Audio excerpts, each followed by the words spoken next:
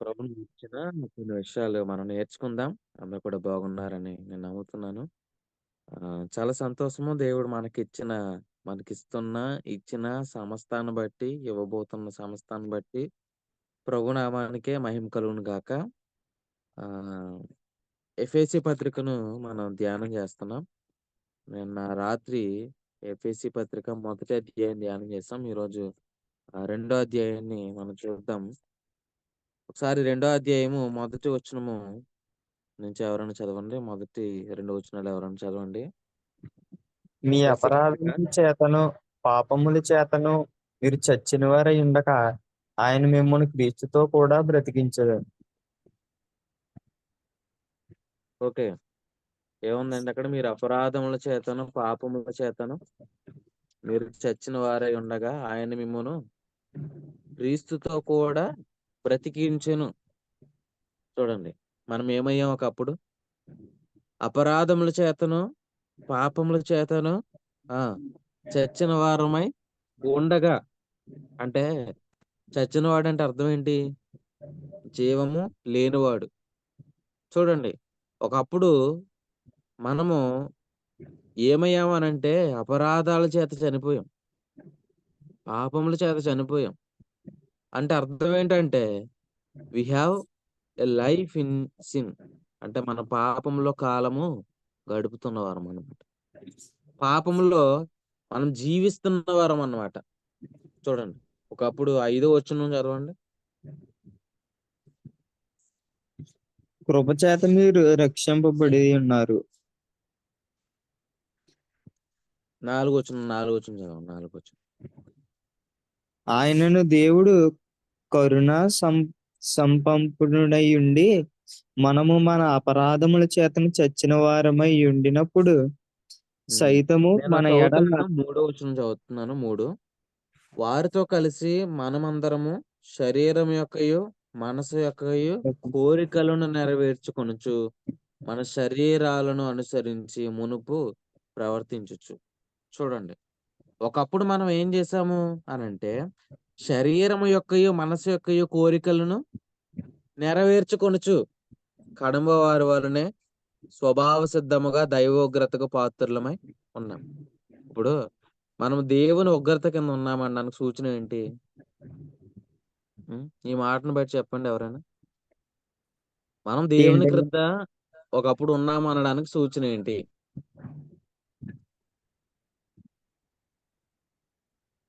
తమ్ముడు చెప్తున్నావా? ఒకసారి మళ్ళీ చెప్పండి అనే క్వశ్చన్. రిపీట్ చేయనా మరలా? ఓకే.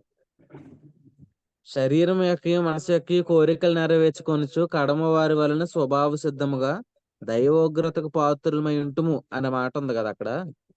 అవునండి. మనం ఒకప్పుడు దైవోగ్రత కింద ఉండడానికి గల కారణం ఏంటి? ఇక్కడున్న మాటను బట్టి చెప్పండి. మా శరీరానుసారంగా ప్రవర్తిస్తున్నాం అన్నప్పుడు దేవుడు కోరుతున్నాడు.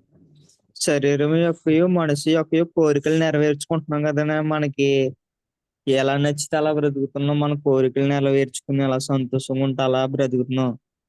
హ్మ్. ఓకే. Very good. ప్రభుకే మహిమ కలుగును గాక. అవును. అక్కడున్నదే నేను చెప్పాలని ఇష్టపడ్డాను. ఏంటంటే, శరీరము యొక్కయు అంటే శరీరాన్ని అనుసరించి మనం మునుపు ప్రవర్తించాం. దాన్నేమన్నాడు అనంటే, దైవోగ్రత కింద ఉన్న జీవితాన్ని జీవించడం అన్నమాట. చూడండి శరీరాన్ని బట్టి మనం జీవించడం ఏ జీవితం అనంటే ఉగ్రత కింద ఉన్న జీవితం. ఉగ్రత కింద ఉన్న జీవితము ఎలా ఉంటదనంటే, ఒకసారి మోషే గారు ఏమన్నారు చూద్దాం రండి.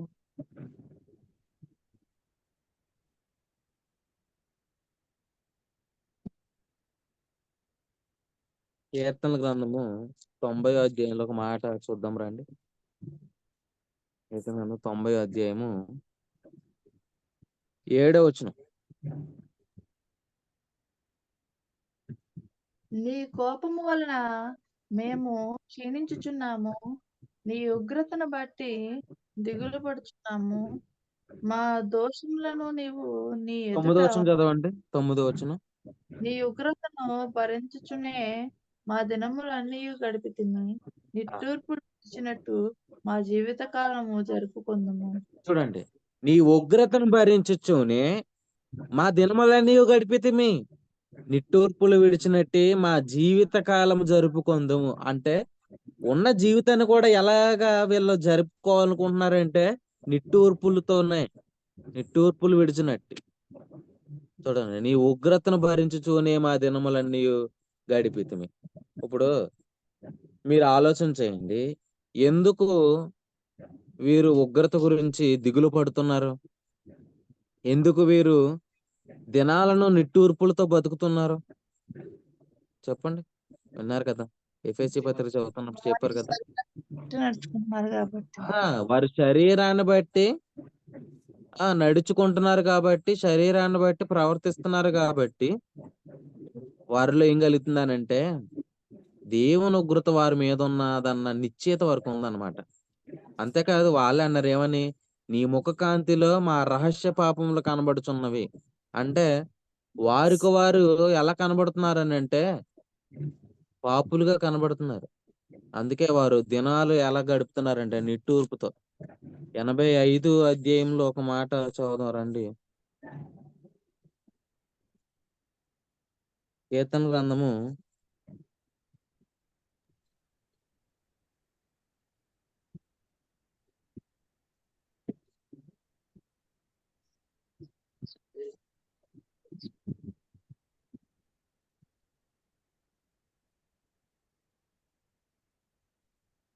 'నీ ఉగ్రత అంతమేమో' 3లో ఉంది చూడండి.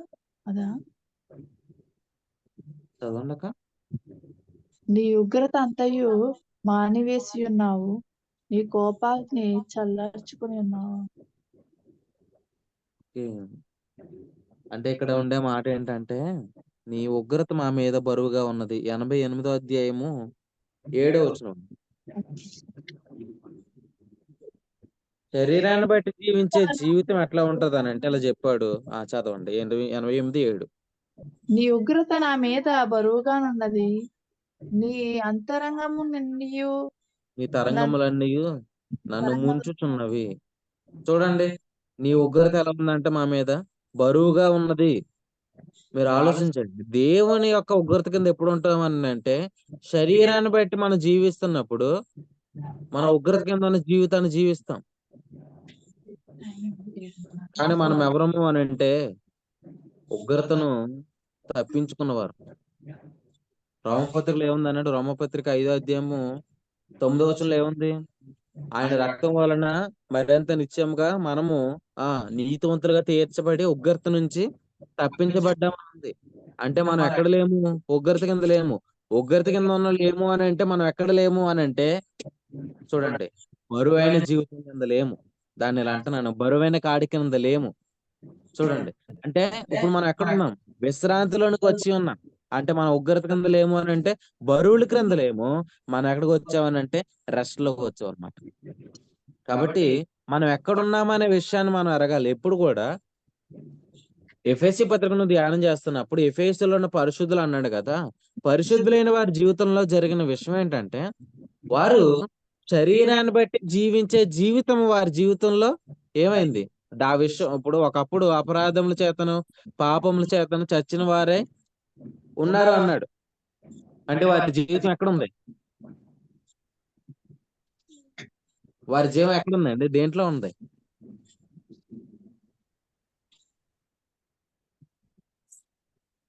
చెప్పండి. వాక్యం వింటున్న వాళ్ళు చెప్పండి.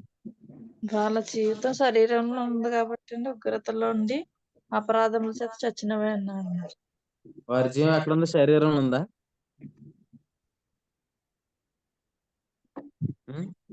వారి జీవం ఎక్కడుంది? పాపములో. వారి జీవము పాపములో ఉంది. చూడండి, అయితే నేను ఎలా అంటాను, ఒక మాట చూపిస్తాను చూడండి ఒకసారి. రోమిలకు రాసిన పత్రికలో ఒక మాట చూపిస్తాను. ఆ మాటను బట్టి కూడా మీరు చెప్పండి.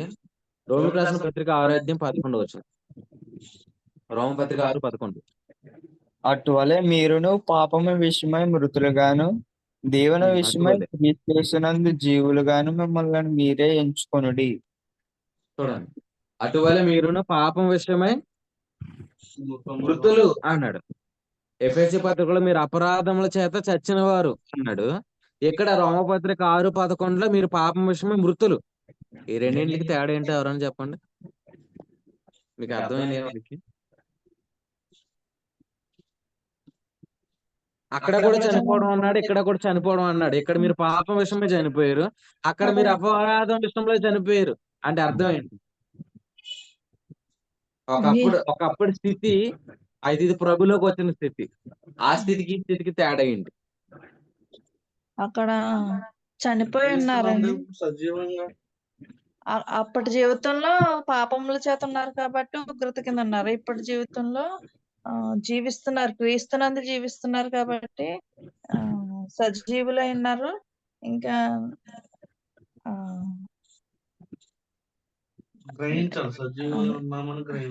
నిత్య జీవానికి వారసులై ఉన్నారు, పరిశుద్ధులై ఉన్నారు. Okay, very good. తేజ చెప్పమ్మా. అక్కడ మనం పాపం విషయం చనిపోయామని ఇక్కడికి వచ్చాక యేసుక్రీస్తు వారిగా సజీవులుగా అయ్యామని. ఓకే, నేను ఇలా అడుగుతాను ఏంటంటే, నేనే చెప్తాను కానీ మీరు దాన్ని జతపరచండి. ఇప్పుడు పాపములో ఉన్న జీవము, దేవునిలో ఉన్న జీవము. ఇప్పుడు మీరు లింక్ చేయండి. పాపంలో ఉన్న జీవం ఎక్కడున్న జీవము? దేవుని ఉగ్రత కింద ఉన్న జీవితం. రెఫరెన్స్ చెప్పండి. రెఫరెన్స్ చెప్పాను కదా, ఎక్కడ ఉంది? ఎఫెసీ పత్రిక పత్రికలో మీరు ఉగ్రత చేత, అదే పాపముల చేత 2వ అధ్యాయము 3లో ఉన్న జీవము, మొదట్లో ఉన్న జీవము, 2 మొదట్లో ఉన్న జీవము. ఇప్పుడు దేవునిలో ఉన్న జీవం ఎక్కడ ఉంది? రోమపత్రికలో ఉంది. Very good. ప్రభుకే మహిమ కలుగును గాక. వింటున్న మీ చెవులు ధన్యములైనవి, చెప్పిన మీ నాలుక కూడా ధన్యములైనది. కాబట్టి మీరు జాగ్రత్తగా ఉనండి, ప్రభు ఇంకా మీకు అనుగ్రహించును గాక. చూడండి, పాపం విషయమై మనం ఒకప్పుడు జీవం కలిగి ఉన్నాడు, పాపంలో జీవం కలిగి ఉన్నాం. కానీ ఇప్పుడు మన జీవం పాపంలో లేదు, ఇప్పుడు మన జీవం దేవునిలో ఉందన్నమాట. అందుకే పాపం మన మీద ఇప్పుడు ఏం చేయదంటే ప్రభుత్వం చేయదు. 14 చదవండి. మీరు కృపకే గాని ధర్మశాస్త్రములకు లోనైన వారు కారు గనుక పాపం మీ మీద ప్రభుత్వము చేయదు. పాపం మీ మీద ఏం చేయదు? ఏలుబడి చేయదు. పాపం ఎందుకు ఏలుబడి చేయదు? పాపం ఎవరిలో ఏలుబడి చేస్తది? పాపం ఎవరి మీద ప్రభావం చూపిస్తది? పాపం ఎక్కడుంది? పాపం ఎక్కడుందండి? మీకు తెలుసా? పాపం ఎక్కడుంది? మన శరీరంలో ఉంది. పాపం ఎక్కడుంది? మన శరీరంలో ఉంది. చూడండి ప్రేమ దేవుని వారులారా, పాపం మన శరీరంలో ఉంది, కానీ మన పాప ప్రభుత్వం కింద లేము, మన పాపులము కాదు. మీరు ఆలోచన చేయండి. పాప ప్రభుత్వం కింద నుంచి ప్రభు మనల్ని ఎలా విడిపించాడు అని అంటే, మనల్ని ధర్మశాస్త్రం నుంచి మనల్ని విడిపించాడు కాబట్టి. చూడండి, పాప ప్రభుత్వం కింద నేను లేనని మీరు ఎలా చెప్తారు? పాపం మీరు చెయ్యట్లేదనే విషయాన్ని బట్టి చెప్తున్నారా? మనం పాప ప్రభుత్వం కింద లేము, దాని కింద లేమని ఎలా చెప్పగలమని అంటే, we are not under the law of condemnation అన్నమాట. మన ధర్మశాస్త్రం క్రింద లేము కాబట్టి పాప ప్రభుత్వం మన మీద, మా పాపం మన మీద ప్రభుత్వం చేయదన్నమాట. ఎందుకనంటే ధర్మశాస్త్రపు వాక్యాలు వినే ప్రతి ఒక్కరు కూడా ఎక్కడున్న జీవితాన్ని జీవిస్తారంటే ఉగ్రత కింద ఉన్న జీవితాలే. కానీ వారు ఉగ్రత కింద లేరు. They are not under the wrath of the God.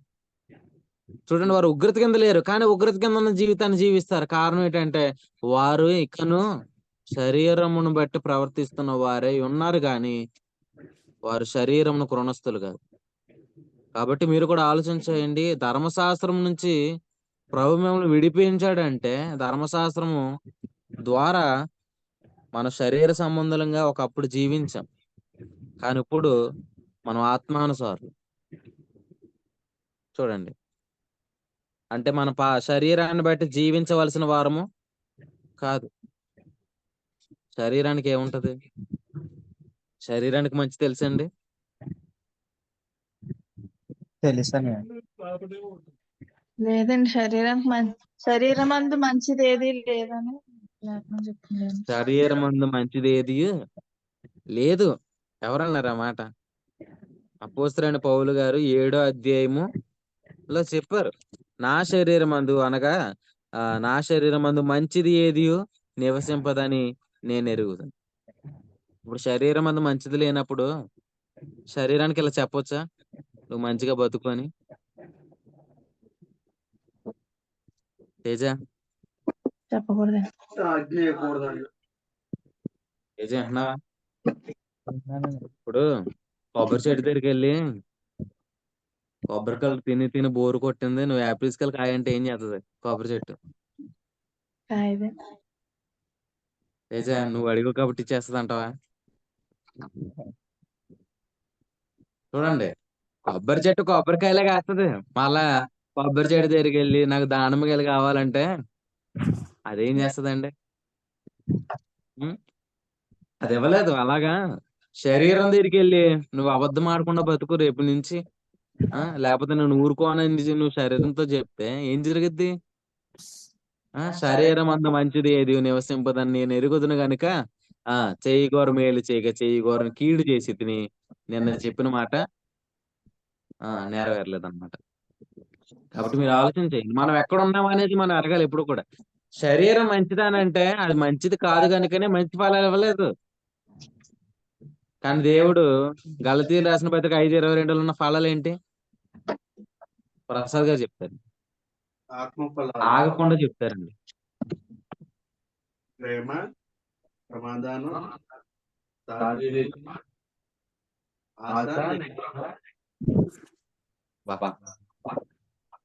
స్తోత్రం వినను గాక 4 ఫలాలు చెప్పారు. 9లో ఇంకో 5 మిస్ అయింది. మరి ప్రేమ, సంతోషము, సమాధానము, దీర్ఘశాంతము, ఆశా నిగ్రహము, దయాలత్వము, సాత్వికము, ఇంకో ఫలం మిస్ అయింది. విశ్వాసం. సాత్వికము. ఓకే. సంతోషం మిస్ చేశారు. ఓకే. ఎలాగైతేనో ముగ్గురు ద్వారా దాన్ని దేవుడు ఫుల్ఫిల్ చేశాడు. చూడండి, మిస్ అవ్వలేదు. మిస్ సంతోషం కూడా అవ్వలేదండి. చెప్పారు. ఓకే, మిస్ అవ్వకపోతే చాలా సంతోషం. చూడండి, ప్రసాద్ గారు 4 చెప్పిన, షారుణ్ గారు 5 చెప్పారు.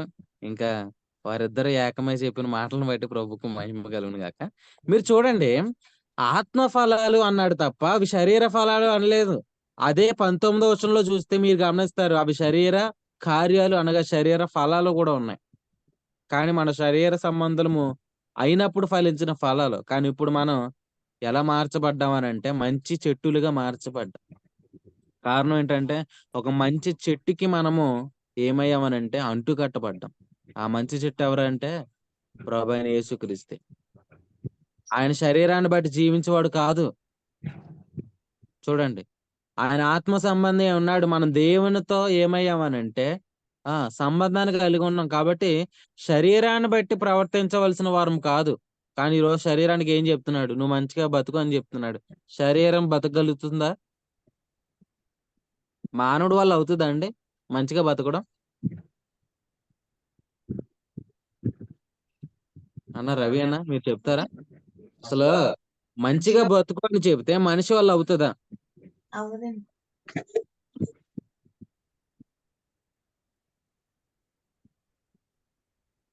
అవదు. ఎందుకంటే మీరు ఆలోచన చేయండి, శరీరాన్ని బట్టి బతికితే ఇంతకు మంచిగా బతకలేము. మరి ఈరోజు వస్తున్న వర్తమానాలన్నింటిలో కూడా నువ్వు మంచిగా బతికనే కదా చెప్తున్నారు. నేను ఎలా అంటాను ఏంటంటే, నువ్వు పండు తినొద్దని దేవుడు ఎప్పుడు అన్నాడు? ఆది కాండము 2వ అధ్యాయంలోనే అన్నాడు. నువ్వు పండు తినకు అన్నాడు. ఆదాం పండు తినకుండా ఉన్నాడా? పండు తింటాడని దేవునికి తెలీదా? తెలుసు. మీరు ఆలోచించండి, అసలు చెట్టు వేసిందే పండు తింటావరా బాబు అని చెప్పడానికే. అసలు ఆదాం పండు తింటాడని తెలియదు ఏంటండి? కానీ దేవుడు ఒక సత్యాన్ని రివీల్ చేస్తున్నాడు. ఏంటో తెలుసా? అసలు నీ వల్ల ఏం జరుగుతుందో అని దేవుడు చెప్పడానికి, అసలు మానవుడు వల్ల ఏది కాదని తెలియజెప్పడానికి చెట్టేశాడు. మరి ఇప్పుడు మరల వీళ్ళ పండు తినొద్దని మరలా చెప్తున్నారు కదా. అసలు నువ్వు నెరవేర్చలేవని చెప్పడానికి చెట్టు వేశాడు. నీ వల్ల కాదని చెప్పడానికి 10 ఆజ్ఞలు ఇచ్చాడు. మరల ఏం చెప్తున్నారు? నీ వల్ల అవుద్దని చెప్తున్నారు మరి. అయిందంటారా? నీ వల్ల అవుందంటారా? మానవుడి వల్ల అయిందంటారా? అలా అయితే నేను ఎలా అంటాను? అసలు ఆదికాండం మొదలుకొని ప్రకటన గ్రంథం వరకు అసలు నువ్వు మంచి చేస్తే మంచిగా బ్రతుకు అని చెప్పిన మాట ద్వారా బతికిన వాళ్ళు ఎంతమంది?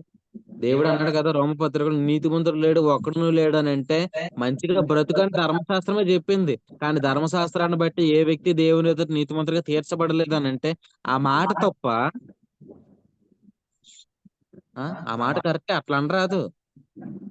కానీ ప్రాబ్లం ఎక్కడుందనంటే ఆ మాటలో లేదు. ప్రాబ్లం మనలో ఉంది. ప్రాబ్లం ఎక్కడుందండి? మనలో సమూయేలు పీటర్‌లో ఉంది. ప్రాబ్లం ఎక్కడుంది? తేజాలో ఉంది. ప్రాబ్లం ఎక్కడుంది? ప్రసాద్ గారిలో ఉంది. ప్రాబ్లం మంచిగా బతుకు అనే మాటలో లేదు. ధర్మశాస్త్రము జ్ఞాన సత్య సంబంధమైనది. కాబట్టి ప్రాబ్లం పేషెంట్ ఎలా ఉండాలండి? పేషెంట్‌కి ఏది మంచిదో మనం విచారించాలి. ఈరోజు చాలా మంది ఏం చేస్తున్నారంటే శరీరాన్ని బట్టి ప్రవర్తించడం ద్వారా ఆహ్, ప్రయోజనకరంగా ఉండాల్సిన కుటుంబాలు ఏమవుతున్నాయంటే చాలా బాధకు లోనవుతున్నాయన్నమాట. చూడండి చాలా మంది కోపాన్ని అదుపు చేసుకోలేరన్నమాట. వాళ్ళకి ఎంత కోపం వస్తదో అంత కోపాన్ని కూడా కొంతమంది ప్రదర్శిస్తారు. కొంతమంది ఇలా అంటారు కదా! నాకు గాని కోపం వచ్చిందంటే నేను మనిషిని కాదంటారు మరి. హ్మ్. చూడండి. రెండో యాంగిల్ అనేది పెట్టుకొని జీవిస్తున్న వాళ్ళున్నారనమాట. నాకు కానీ కోపమొచ్చిందంటే నేను అసలు మనిషిని గాదు. కొంతమంది కోపమొస్తే అన్ని పగలగొట్టాడు. ఆ! మొత్తం అంతా పెద్ద రాద్ధాంతం చేసేయడం జరుగుతూ ఉంటది. ప్రభువునందు ప్రియులారా మీరు ఆలోచన చేయండి. అసలు శరీరాన్ని బట్టి ప్రవర్తించినప్పుడే కోపం అనేది కలుగుతుంది. కానీ నేనెలా అంటానో ఒకసారి చూడండి. కయ్యేను గురించి దేవుడన్నాడు. ఆదికాండము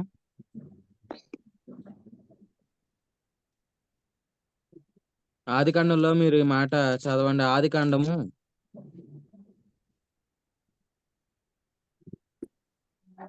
4 అధ్యాయము. ఆదికాండం 4 అధ్యాయము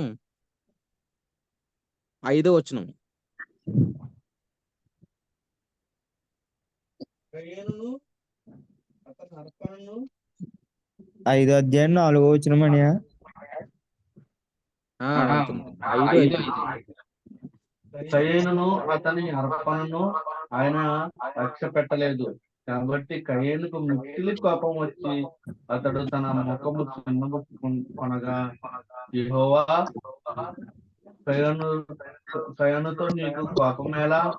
ముఖము చిన్నబుచ్చుకుని ఉన్నావేమి? నీవు సత్క్రియ చేసిన ఎడల తల ఎత్తుకొనవా? సత్క్రియ చేయని ఎడల వాకిట పాపము పొంచి ఉండును. నీ ఎడల దానికి వాంఛ కలుగును, నీవు దానిని ఎలుదువనెను. చూడండి, ప్రభువునందు ప్రియులారా ఆలోచించండి. కయ్యేనుకి మిక్కిలి కోపం వచ్చి ఓ ప్రశ్న అడుగుతాను చెప్పండి. కోపం ఎవరి మీద రావాలి? అన్య మీ వాయిస్ కోపం సరిగ్గా ఎవరి మీద రావట్లేదు. వచ్చిందండి? మీ వాయిస్ సరిగ్గా రావట్లే. నాకు ఇప్పుడు వినపడుతుందండి. కయ్యేను కోపం ఎవరి మీద వచ్చింది? హేబెల్ మీద. హేబెల్ మీద వచ్చింది. కోపం ఎవరి మీద రావాలి? దేవుని మీద రా. కోపం దేవుని మీద రావాలి. అసలు అర్పణ అంగీకరించలేనిది దేవుడు కదా! అవును. కానీ కయ్యేను కోపం ఎవరి మీద వచ్చిందనంటే ఆ! హేబెలు మీద వచ్చింది. ఎందుకంటే దేవుడిని ఏం చేయలేమని అనుకుని దగ్గరున్న వాళ్ళని ఏసేద్దాం అనుకున్నాడు. ఇలా ఆలోచన చేయండి. ఎందుకంటే అసలు కయ్యేను నరహత్య చేశాడు ఆ అధ్యాయంలో. తన తమ్ముడైన నీతిమంతుడైన హేబెలును చంపేశాడు. నేనెలా అంటాను, కయ్యేను కోపం ఎక్కడికి నడిపించిందనంటే ఒక వ్యక్తి మరణానికి నడిపించిందనమాట. ఒక వ్యక్తి చావుకు నడిపించింది. కానీ క్రీస్తు యొక్క సమాధానం అనేది ఎక్కడికి నడిపిస్తదంటే ఒక వ్యక్తిని జీవంలోనికి నడిపిస్తది. చూడండి. కోపం ఎక్కడికి నడిపిస్తుంది? మరణానికి నడిపిస్తది ఒక వ్యక్తిని. సమాధానం ఒక వ్యక్తిని జీవంలోనికి నడిపిస్తుంది. చూడండి, కోపము ఆదాము ద్వారా వస్తే సమాధాన ప్రభువైన యేసుక్రీస్తు ద్వారా కలిగింది. చూడండి. కాబట్టి యేసుక్రీస్తు యొక్క సమాధానం మీ హృదయంలో ఏలనీయుడే అన్నాడు. ఫిలిప్పి పత్రికలో యేసుక్రీస్తు యొక్క సమాధానము మీ హృదయంలో ఏలనీయుడే అన్నాడు. ఎందుకంటే సమాధానం ఏలుతున్నప్పుడు కోపానికి ఏముండదంటే అవకాశం అనేది ఉండదు. అసలు కయ్యేను విచారణ చేయట్లా. ఏమని విచారణ చేయట్లా?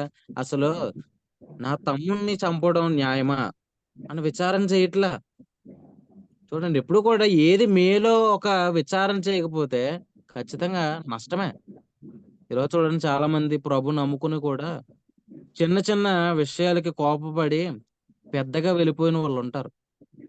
లోతుగా ప్రత్యక్షతకు లోతుగా లోతు ఏం చేశాడు? లోతుగా వెళ్ళిపోయాడండి. లోతు ఎంత లోతుగా వెళ్ళిపోయాడు? మరలా అబ్రహామును చేరుకోలేనంత లోతుగా. మీరంత లోతుగా వెళ్ళిపోకండి, లోతులాగా. చూడండి, ప్రత్యక్షతకు దూరంగా వెళ్ళిపోకండి. ప్రత్యక్షతకు దూరంగా వెళ్ళిపోవడం అంటే ఏంటంటే ఎక్కువగా ఆలోచించేసి, ఎక్కువగా విధైపోయి, కోపాతాపాలు పెంచేసుకుని ఈరోజు శరీరాన్ని బట్టి జీవించే జీవితం చాలా ఎన్నో సంవత్సరాల నుంచి జీవిస్తున్న వాళ్ళు ఉన్నారు. పగలు పెట్టేసుకుని, కసిలు పెట్టేసుకుని, నేను తగ్గను, నేను ఎందుకు తగ్గాలి, నేనేంటి, నా స్థాయి ఏంటి అని చెప్పి ఒక బౌండరీస్ పెట్టుకొని బ్రతుకుతున్న వాళ్ళు ఈరోజు విశ్వాసుల్లో కూడా చాలా మంది ఉన్నారు. కానీ ప్రభువులో చెప్తున్నారు ఏంటంటే, కయ్యేను కోపము మీరు ఆలోచన చేయండి. అతను మేలు అనేది విచారణ చేయట్లేదు. ఎందుకు ఆయన మేలును విచారణ చేయట్లేదు అంటే యోహాను పత్రికలో చెప్పాడు చూడండి.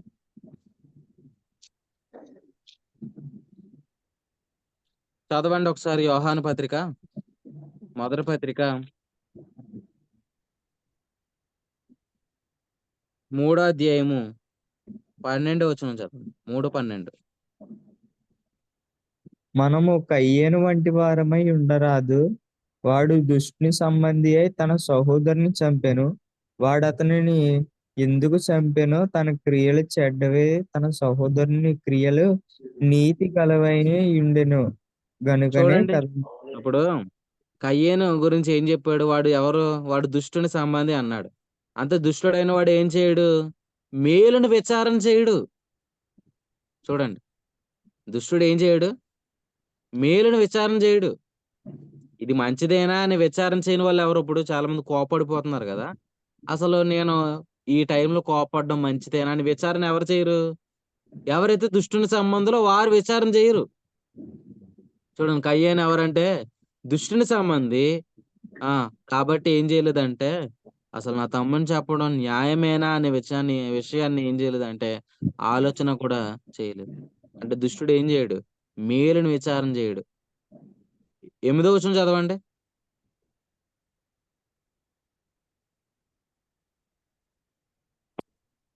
ఎనిమిదవ వచనం. అవును తమ్ముడు. అపవాది మొదటి నుండి పాపము చేయుచున్నాడు గనక పాపము చేయువాడు అపవాది సంబంధి. చూడండి, అపవాది యొక్క క్రియలను అపవాది మొదటి నుండి పాపం చేయుచున్నాడు గనుక పాపం చేయువాడు అపవాది సంబంధి. అంటే అపవాది ఏం చేయలేడు అని అంటే ఇలా చెప్తున్నాను, వాడు మేలు చేయలేడు అనమాట. అపవాది ఏం చేయలేడు? మేలు చేయలేడు. ఆదాము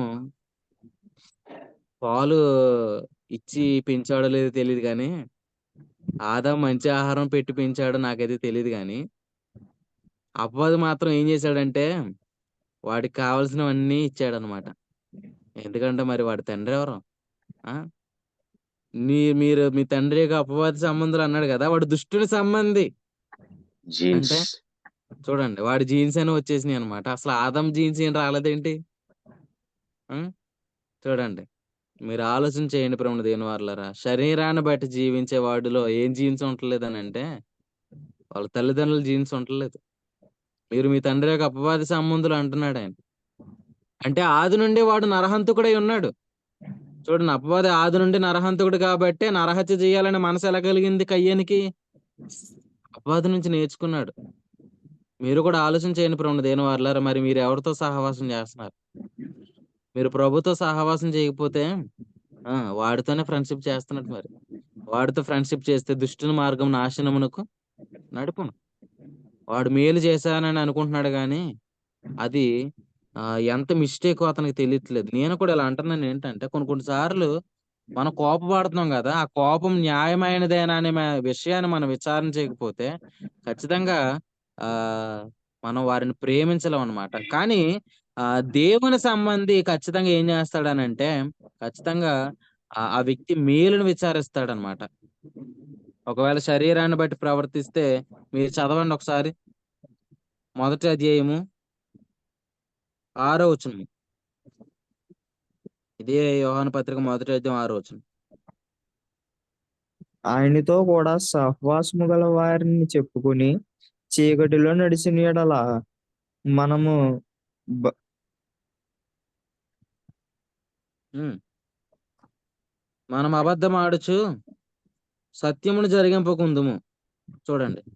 మనం ఏం చేయలేమంట? అబద్ధమాడుచు సత్యమును జరిగించలేం. చాలా మంది ఇలా అంటారు. ఏమంటారు? ఆ!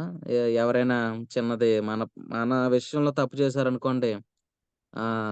వెంటనే మనకో రిఫరెన్స్ జ్ఞాపకమొస్తది. సహోదరుని తప్పుని క్షమించమని దేవుడు చెప్పాడు కదా! అని జెప్పి, నీ తప్పు నేను క్షమించేశాను.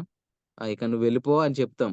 అయితే మరలా ఏదైనా డిస్కషన్‌లో మరలా ఆ వ్యక్తితో మనకు మరలా గొడవొచ్చిందనుకోండి, మరలా ఏం జేస్తాం? అనుకున్నాను. నువ్వు మొన్న జేసావు. నిన్న జేసావు. అండ్ ఇదంతా మరలా ఎందుకు మనం ఇప్పేసాం? నేను మర్చిపోయాను అన్నవాడు మరలా ఎందుకు ఇప్పేసాడు? కొంతమంది చూడండి. మనం నీ గురించి నాకు తెలుసులే. ఆ! నీ గురించి నేను అసల నువ్వెలాంటోడో నాకు తెలుసులే. ఇలాగ ఎందుకు మాట్లాడుతున్నారంటే, వారిలో సత్యము లేదు. అందుకే వారు సత్యాన్ని ఏం చేయలేకపోతున్నారు? జరిగింపకుందురు. వారికి సత్యం తెలుసు గాని, సత్యం జరిగించలేరు. సత్యం అంటే ఏంటి? ఆయన ఆజ్ఞలను బట్టి రెండో అధ్యాయం 4 వచనం ఆయనను ఎరిగి ఉన్నామని చెప్పుకొనుచు, ఆయన ఆజ్ఞలను గైకొనని వాడు అబద్ధికుడు. వానిలో సత్యం లేదు. సత్యం లేదు గనుకనే వాడు సత్యమును జరిగింపలేడు. సత్యం ఏంటి అనంటే, ప్రేమ చూపించడమే సత్యం. నీ వాక్యమే సత్యము. అంటే వాక్యమే ప్రేమించుట. చూడండి. మీరు ఆలోచన చేయండి. ప్రేమించేవాడు ఏం జేయడు?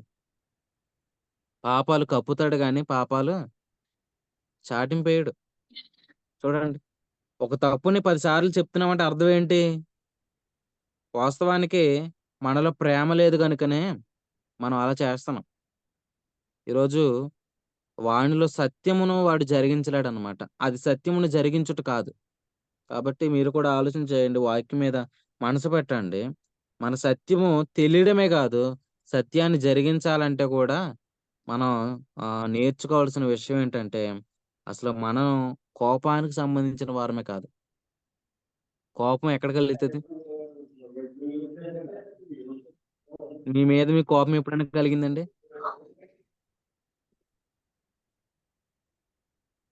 మీ మీద మీకు కోపం ఎప్పుడైనా కలిగిందా? కోపం ఎక్కడికెళ్తది చెప్పండి ఎవరైనా? అన్న రవి అన్న? ప్రేమ లేని చోట కోపం కలుగుతది. మన బాడీలోనండి. మన దేహంలో కోపం ఎక్కడ కలుగుతది? ఆహా! కోపం శరీరంలో కలుగుతుంది. శరీరంలోనే ఎక్కడ అన్నానండి. శరీరంలోనే కలుగుతదిలెండి. శరీరానికే కలుగుతది. కోపం ఎక్కడ కలుగుతది? తలలో. హ్మ్. చూడండి కోపం దేనికుంటది? తలకే ఆలోచన. కలుగుతదండి. తల నుంచే చెయ్యి పని చేస్తది. కాలు పని చేస్తది. మొత్తం అన్నీ పని చేయాల. అంటే కోపం ఫస్ట్ ఎక్కడ స్టార్ట్ అవ్వాల? ఇక్కడ తలలో. స్టార్ట్ అవ్వాలా? ఇక్కడ స్టార్ట్ అయింది మన బాడీ పని చేస్తదనమాట. కయ్యేని కోపము ఎక్కడ కలిగిందనంటే, దేవుడు ఇలా అన్నాడు. "నీ మొఖం చిన్నబుచ్చుకున్నవేమి? తలలో కనబడింది ఆ కోపం. కయ్యేని కోపం. కోపం తలలో కనబడుతుందనమాట. ఇప్పుడు మన శిరస్సు ఎవరు? యేసుక్రీస్తు. యేసుక్రీస్తు. అంటే నీకు కోపము లేదయ్యా. నువ్వు కోపంలో లేవు. ఎందుకంటే నీ శిరస్సు ఆయనే. ప్రభువైన యేసుక్రీస్తుకేం లేదు. కోపం లేదు. కోపం లేదు. ఆయన సమాధానమునకే కర్త గాని, కోపానికి కర్త కాదు. ఆయన ద్వేషానికి కర్త కాదు. ఆయన నీతికి రాజు. ఆయన షాలేము రాజు. షాలేం అనగా అర్థం ఏంటి? ఆయన నీతికి రాజు. కాబట్టి ఆయన నీతున్న చోట ఏముంటది? సమాధానం ఉంటది. సమాధానం ఉన్న చోట ఏముంటది? సంతోషం ఉంటది. కాబట్టి కోపం ఉన్న చోట సంతోషం ఉండదు. కోపం ఉన్న చోట దుఃఖం ఉంటది. కొంతమంది చూడండి చెయ్యాల్సిందంతా చేసేసి, ఎందుకు చేశానని బాధపడే వాళ్ళు ఉంటారండి.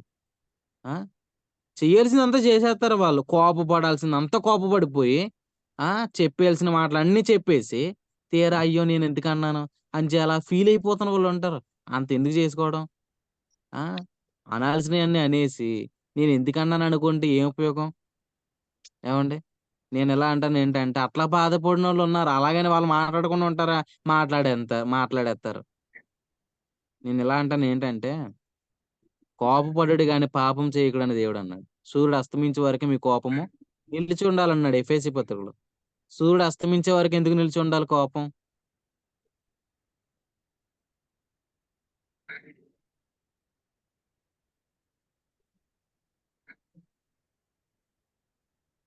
ఏనాటికి కీడో ఆనాటికి చాలు. కోపం చేసేది కీడే గాని మేలు కాదు గదా! సో, ఏనాటి కీడు ఆనాటికి చాలునన్నాడు. కోపం చేసేది మేలేం చేయదండి. కోపం చేసేది కీడే.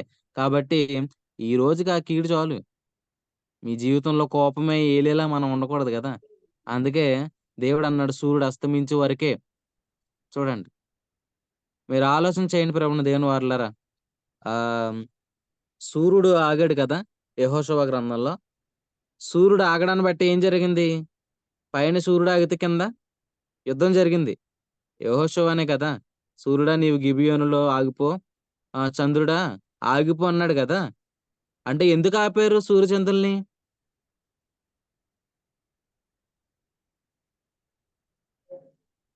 ఏవండీ మీరు వాక్యం అంటున్నారండి? వీడియోలు యుద్ధం ఆఫ్ చేసి మీరు ఏం జేత్తన్నారండి? నాకర్థం కావట్లేదు. యుద్ధం ఇప్పుడు వర్క్ చేయటానికి ఉన్నా యుద్ధం సరే చేయటానికి. కనీసం ఆ రెస్పాన్స్ ఇవ్వగలుగుతారు కదా! కనీసం ఏదన్నా వర్క్ చేసుకుంటున్నా సరే. ఆ! జాగ్రత్తగానండి. వాక్యం మీకు అర్థమవుతది.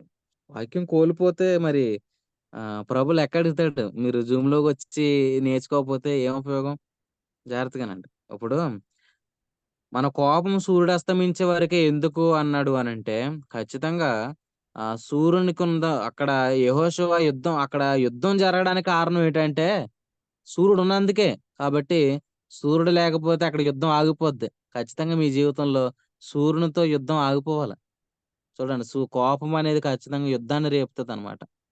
మీలో యుద్ధాలు, పోరాటాలుంటే అవి మీ శరీరంలో ఉన్న భోగేచ్చుల నుండియే గదన్నాడు యాకోబు రాసిన పత్రికలో. కాబట్టి భోగాలలో ఎప్పుడు జీవిస్తామనంటే, మనలో సత్యం లేకపోతే ఏం చేయలేము. సత్యాన్ని జరిగించలేం. సత్యాన్ని జరిగించిన వాడు ఏం జేస్తాడు? ప్రేమను కలిగి జీవిస్తాడు. ప్రేమ ఏం జేస్తది? అమర్యాదగా ప్రవర్తింపదు. ప్రేమ ఏం జేస్తది? విశ్వాసమును బట్టి మనం ప్రేమించగలుగుతాం. విశ్వాసాన్ని బట్టి ప్రేమించేవాడు ఏం జేయడు? శరీరాన్ని బట్టి చూడడు. శరీరాన్ని బట్టి చూడకపోతే మనం ఎలా బతుకుతామనంటే, ప్రయోజనకరంగా బ్రతుకుతామనమాట. అట్టి ప్రేమ మీలో కలుగును గాక. ఆమె శరీరాన్ని బట్టి ఒక వ్యక్తి ఎలా ఉన్నాడన్న దాన్ని బట్టి మనం ప్రేమించడం గాదు. అసలు ప్రభువు నిన్నెంత ప్రేమించాడో నువ్వెరిగిన దాన్ని బట్టి ప్రేమించాలి. ఆయన మేడలో చెప్పిన వర్తమానం ఏంటో తెలుసా? మేడ గదిలో వర్తమానం ఏంటంటే, నేను మిమ్మును ప్రేమించినట్టే మీరును ఒకడినొకడు ప్రేమించుడి. ఆయన ప్రేమలో ఏముందనంటే, మనం ప్రేమించుట అనే అనుభవం ఉంది. అందుకే రోమపత్రిక 5:5లో ఏముందంటే, ఆ ప్రేమ మనలో నివసించున్న పరిశుద్ధాత్మ ద్వారా దేవుని ప్రేమ మన హృదయంలో కుమ్మరించబడుచున్నది అన్నాడు. ఈ ప్రేమ కుమ్మరింపబడితే మనుషుల ఎదుట కూడా మనం ఏం చేయగలుగుతాం? ప్రేమ కలిగి బ్రతకగలుగుతాం. ఆ ప్రేమ ఏం చేయదంటే కోపపడనివ్వదు. కోపపడినా సరే అది దైవ చిత్తానుసారమైన కోపం అవుద్ది తప్ప శరీరాన్ని బట్టి కోపపడనవ్వదనమాట. కాబట్టి కయ్యేనుకొచ్చిన కోపము మేలును విచారించలేకపోయాడు. కానీ ఈరోజు కయ్యేను వంటి వారు కాకపోయినా సరే కయ్యేను వంటి స్వభావాన్ని ధరించుకుంటున్న వాళ్ళున్నారు. ఖచ్చితంగా చిన్న చిన్న విషయాలకి ఎందుకు కోప్పడుతున్నారంటే, వారు సత్యాన్ని జరిగించకపోవడం ద్వారానే సత్యాన్ని ఎందుకు జరిగించలేకపోతున్నారంటే, మీరు ఆలోచన చేయండి. వారు ఆత్మానుసారులుగా జీవించకపోవడం ద్వారానే. ఖచ్చితంగా మనం ఆత్మానుసారులమే గాని శరీరానుసారులం కాదు గనుక కోపం కూడా ఏంటనంటే పాపమే. చూడండి. కొన్ని కొన్ని కోపాలుంటాయి. ఇప్పుడు వాక్యం వినకపోతే పాస్టర్ గారు ఫోను చేసి ఏమన్నారు? అమ్మ వాక్యం వినకపోతే ఆహ్, మంచిగా ఉండదని చెప్పి కోపపడతారు. హ్మ్. ఆ కోపం దైవ చిత్తానుసారమైన కోపమే. నా మీద కోపపడతారా? నేను రేపు నుంచి జూమ్‌కొత్తానేమో చూడండి. వీడియో ఆన్ చేత్తానేమో చూడండి. నేనేమైనా రిప్లై ఇత్తానేమో చూడండి. అని చెప్పి కోపాలు పెంచుకుంటే చాలా నష్టం అండి. నేనెలా అంటాను, అట్లా మీరు కోపాలు పెంచుకోకండి. ఏవండీ? దైవ చిత్తానుసారమైన కోపం ఏంటంటే నీ మేలు కోరేవాడు ఖచ్చితంగా 2 దెబ్బలు వేసినట్టమే. 2 దెబ్బలు వేయడమే. అప్పుడప్పుడు సేవకుని మాటలు దెబ్బల్లాగా కూడా ఉంటాయి. అలాగని కోప్పడిపోతే ఎలా అండి? తండ్రి ఏదో అన్నాడని, తల్లి ఏదో చెప్పిందని, తిట్టిందని కోప్పడి ఇంట్లోంచి వెళ్ళిపోతున్నారు ఈ మధ్య కాలంలో. ఎందుకనంటే వారు శరీరాన్ని బట్టి ప్రవర్తిస్తున్నారు. మరి విశ్వాసులు అట్లా ఎందుకు ప్రవర్తిస్తారు? ఆ! మీరు ఆలోచన చేయండి. సేవకుని ద్వారా వస్తున్న వర్తమానాలు మీ మేలుకే.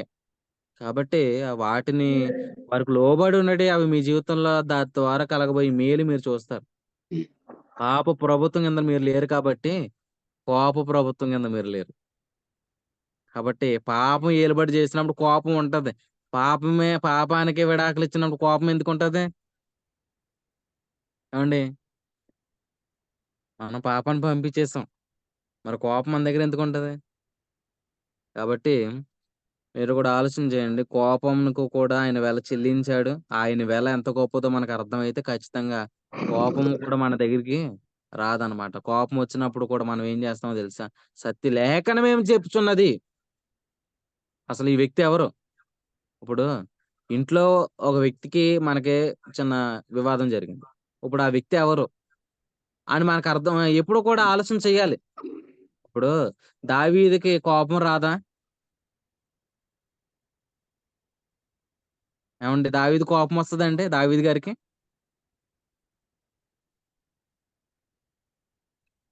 దావీదు గారికి కోపం రాదా? దావీదు గారికి కోపం వస్తదండి. దావీదు గారికి కూడా శరీర సంబంధి. ఆయన దేవదూత కాదు. ఏమండి?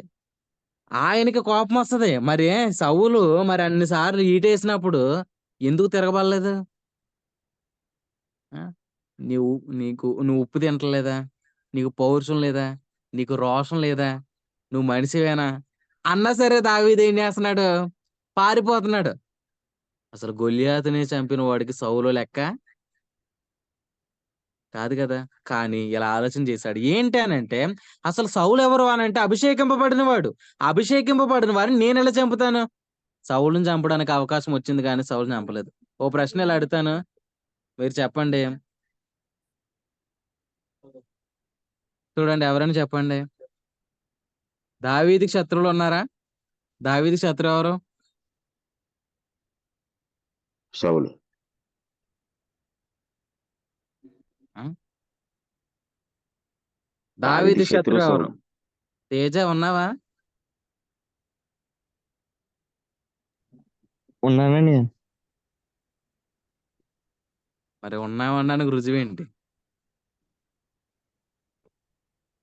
ఆన్సర్ చెప్పు. అసలు దావీదుకి శత్రువు ఎవరు?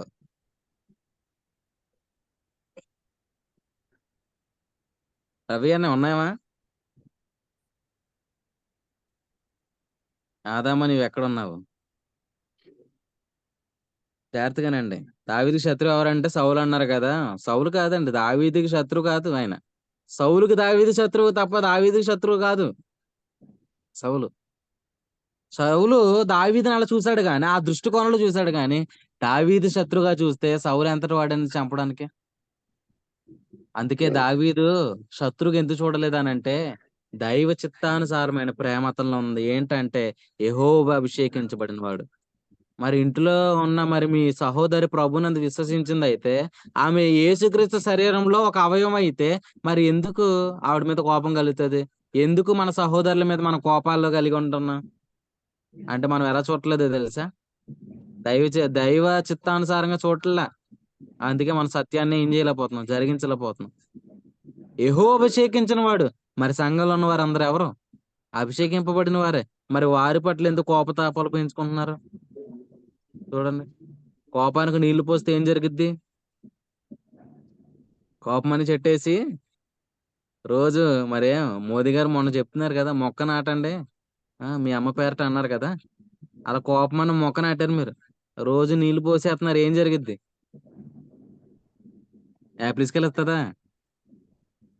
ఏండి? కోపానికి ఫలం ఏంటి? కయీను ఏం చేశాడు? కోపానికి ఫలము మరణం.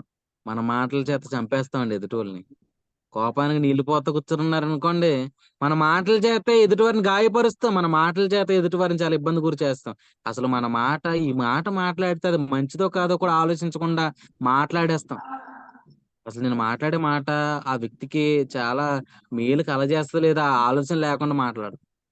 కానీ ప్రభువైన యేసుక్రీస్తు నామంలో కోపము దాని వేర్లతో సహా పెకలింపబడి సముద్రంలో పడును గాక. ఆమేన్. కాబట్టి మీరు ఆమేన్ అన్నారు కాబట్టి అది ఎక్కడుంది? సముద్రంలో పడింది మరి. దాని మెడకు తిరగట్రాయి కట్టబడి మరి ఆ దాని బాడీ కూడా దొరకదింక.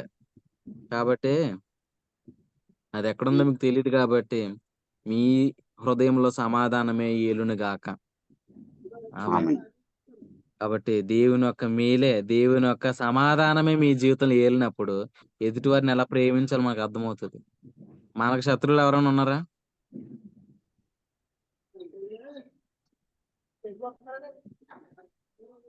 మనకు శత్రువులు ఉన్నారండి? మనకి శత్రువులు ఎవరు లేరండి ఇంకా. మనకు యేసు శత్రువులు ఎవరుంటారండి? మన శత్రువు ఒకడున్నాడు. వాడు అపవాది మాత్రమే. మళ్ళా వాడిని కూడా మీరు శత్రువు అనుకోలేదనుకోండి, వాడితో కూడా ఫ్రెండ్‌షిప్‌లు చేసేస్తారు మరలా. అసలు దేవుడు నిన్ను వల్లి నీ పొరుగువాడిని ప్రేమించమన్నాడు కదా! అని అపవాదిని కూడా ప్రేమించేస్తారు మీరు. చూడండి వాడిని ప్రేమించకండి. వాడు మన శత్రువు. కాబట్టి మన ప్రేమను సత్యమును జరిగిందాం. సత్యం అంటే ఏంటంటే దేవుడే మన పట్ల ఏం చేశాడో దాన్ని గుర్తుపెట్టుకొని చేయడమే. ఇప్పుడు మన పాపాలు దేవుడు జ్ఞాపకం చేసుకుంటాడండి మరలా?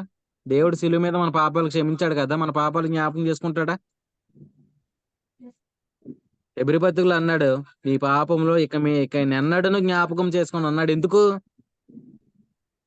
ఎవరని చెప్పండి? జ్ఞాపకం చేసుకోవడాక? అసలు మనల్ని చూస్తే దేవునికి మన పాపాలు జ్ఞాపకం రావట్లేదు ఎందుకు?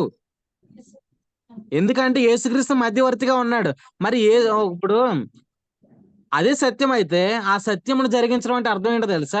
మరి ఎదుటి వ్యక్తిలో కూడా నువ్వేం చూస్తున్నావు? పాపాన్ని చూస్తున్నావు అంటే నువ్వెవరిని చూడట్లేదు.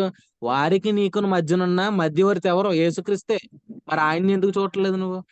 అంటే దీన్ని అన్నాడు సత్యమును జరిగించకపోవడం. అసలు ఒక వ్యక్తిని మనం ఎలా చూడాలంటే ఒక ఒక తెరలోంచి చూడాలి. ఆ తెర ఎవరో తెలుసా? యేసుక్రీస్తే. ఆ తెరలోంచి నువ్వు ఆ వ్యక్తి చూసినప్పుడు ఆ వ్యక్తి నీకు ఎలా కనబడతాడో తెలుసా? He is also righteousness of God in Christ. అతడు కూడా క్రీస్తునందు దేవుని నీతే. ఈమె కూడా క్రీస్తునందు దేవుని నీతే. చూడండి. ఆ వ్యక్తి కూడా క్రీస్తునందు దేవుని నీతేనండి. అలా చూసినప్పుడు మనం ఏం చేయగలుగుతాం? ప్రేమించగలుగుతాం. అప్పుడు దాన్ని ఏమన్నాడు తెలుసా? సత్యాన్ని జరిగించుట అన్నాడు. కాబట్టి సత్యం మనలో కార్యసాధనం అగును గాక. కాబట్టి సత్యం అంటే ఏంటి? నేను మర్చిపోయాను. నీ పాపాలన్నీ మర్చిపోయానని చెప్పేసి టైమొచ్చినప్పుడు మొత్తం అంతా ఇప్పేసేవాడు సత్యాన్ని జరిగించడం గాదు. ప్రభు జ్ఞాపకం చేసుకోండి అన్న తర్వాత ఇక ఎన్నడూ అది జ్ఞాపకం చేసుకోడు. కాబట్టి ప్రేమ పాపాలు కప్పేది.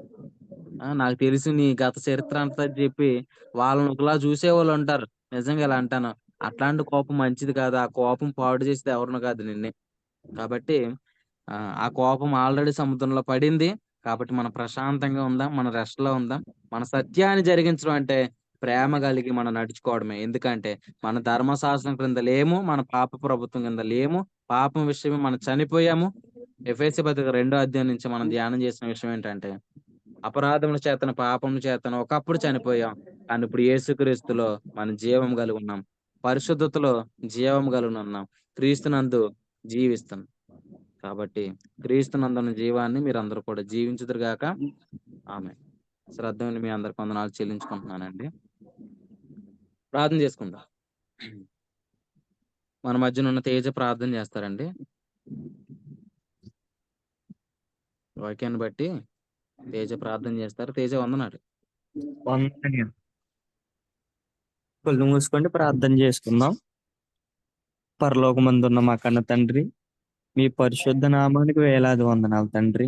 ఈ సమయంలో జూమ్‌లో మేమందరం కూడుకుని ప్రతిరోజు ఉదయకాలము, సాయంకాలము మీ వాక్యాన్ని వినడానికి మా మనసులు మార్చుకుని వస్తున్నాం తండ్రి. దయచేసి ఈ వాక్యాన్ని విని మేము మీ కొరకగా బ్రతికేటట్టుగా మాలో పాపం విషయమే మేము మృతమైపోయి యేసుక్రీస్తు నామంలో సజీవులుగా ఉండేటట్టుగా మమ్మల్ని మీరే కాపాడండి తండ్రి. మీరే రక్షించండి తండ్రి. అంతేకాక ఈ సమయంలో మాకు వాక్యాన్ని నేర్పించిన సమీల్ పీటర్ గారిని కూడా జ్ఞాపకం చేసుకోండి తండ్రి. పేతురు గారిని జ్ఞాపకం చేసుకోండి. వారిని వారి కుటుంబాన్ని కాచి కాపాడండి తండ్రి. జూమ్ లో ఎంతమంది అయితే వచ్చి వాక్యాన్ని వింటున్నారో ప్రతి ఒక్కరు ఈ వాక్యాన్ని నేర్చుకుని ఇంకా అభివృద్ధిగా చెందేటట్టుగా ప్రతి ఒక్కరిని ఆశీర్వదించండి తండ్రి. అంతేకాక ఇంకా ఎంతమంది అయితే రావాలనుకుంటున్నారో ప్రతి ఒక్కరు వారి మనసును మార్చుకుని జూమ్ యాప్ లో కూడుకునేటట్టుగా వచ్చేటట్టుగా వారిని చేయండి తండ్రి. ఈ ప్రార్థన యేసుక్రీస్తు నామములో అడిగి వేడుకుంటున్నాం తండ్రి. ఆమె ఆమె ఓకేనండి. ప్రార్థన నడిపించిన ప్రియ తమ్ముడు విశ్వసేజకి ప్రభు పేరట వందనాలు చెల్లించుకుంటున్నామండి. ఇక్కడితో ఈ వందనాలు. కోరిక ముగించుకుందాం. తమ్ముడు వందనాలమ్మా. వందనాలు. అలాగే షారోన్ గారికి వందనాలండి. ప్రసాద్ గారికి వందనాలు. అలాగే రవి గారికి వందనాలు చెల్లించుకుంటున్నాం అండి. అలాగే సేవకులకి కూడా వందనాలు చెల్లించుకుంటున్నాం. ఈ మాటలు దేవుడు మీ హృదయంలో స్థిరపరిచి ఆశీర్వదించును గాక. ఆమె అందరికి అందుకే వందనాలండి.